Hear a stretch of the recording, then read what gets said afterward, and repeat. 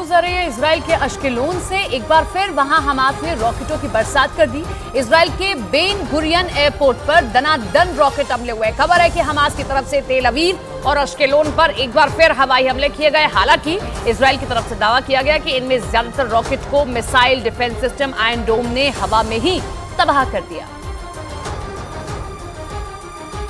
लेकिन इन रॉकेट हमलों से वहां खलबली मच गई, क्योंकि इजराइल के बेन गुरियन एयरपोर्ट पर हमास की तरफ से इतने रॉकेट दागे गए जिसे देखकर ऐसा लगा मानो आसमान के रास्ते तबाही आ रही है। हालांकि इजराइल के मुताबिक हमास की तरफ से दागे इनमें कई रॉकेटों को उसके महाशक्तिशाली मिसाइल डिफेंस सिस्टम आयरन डोम ने नाकाम कर दिया। बताया गया कि हमास ने वहां तेल अवीव और अश्केलोन में जोरदार रॉकेट हमले किए। दावा तो ये भी किया गया कि हमास ने वहां एक के बाद एक कई मिसाइलें दागी और जानबूझकर रिहायशी इलाकों को निशाने पर लिया ताकि ज्यादा से ज्यादा तबाही मचाई जा सके। उधर इजराइल की सेना पिछले कुछ दिनों से लगातार दावा कर रही है कि गाजा पर जमीनी। इससे सवाल उठने लगा कि इजराइल की सेना गाजा पर जमीनी हमला करने में देर क्यों कर रही है, क्योंकि कुछ दिन पहले ही गाजा के करीब इजराइल की सेना के सैकड़ों टैंक देखे गए थे। इसके अलावा कुछ दिन पहले ही इजराइल ने अपनी फौज को भी गाजा पट्टी के करीब तैनात कर दिया था। इसके अलावा इजराइल की सेना जमीनी हमले से पहले फिलिस्तीनियों को गाजा खाली करने के लिए भी कई बार बोल चुकी है और उसकी सेना पिछले कई दिनों से दावा कर रही है कि वो गाजा पर जमीनी हमला करने के लिए तैयार है। लेकिन इसके बाद भी अभी तक इजराइल की सेना ने गाजा पर जमीनी हमला किया नहीं है। वो गाजा में हमास के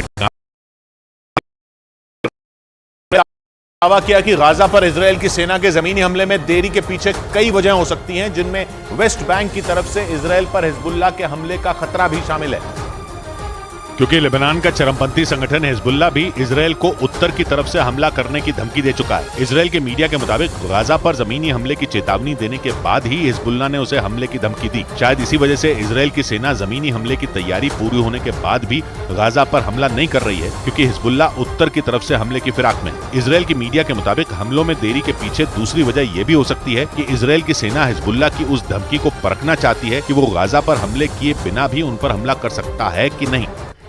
इस बीच हमास से निपटने के लिए इजराइल ने अपनी तैयारी को धार देना शुरू कर दिया है। इजराइल की सेना ने एक वीडियो जारी कर अपनी सेना की तैयारी को दिखाया है, जिसमें उसके ताकतवर टैंक और खतरनाक हथियार नजर आए। इजराइल की सेना के मुताबिक उसकी सेना की टुकड़ी ने खास तौर पर हमास के आतंकियों से निपटने के लिए स्पेशल प्रैक्टिस की। इस दौरान वहां मौजूद सैनिक टैंकों से निकलकर दुश्मन के इलाके की तरफ बढ़ते नजर आए। इसके बाद वो रेत के बंकरों के पीछे छिप गए और वहां से दुश्मन पर गोलियां बरसाने की ट्रेनिंग लेते।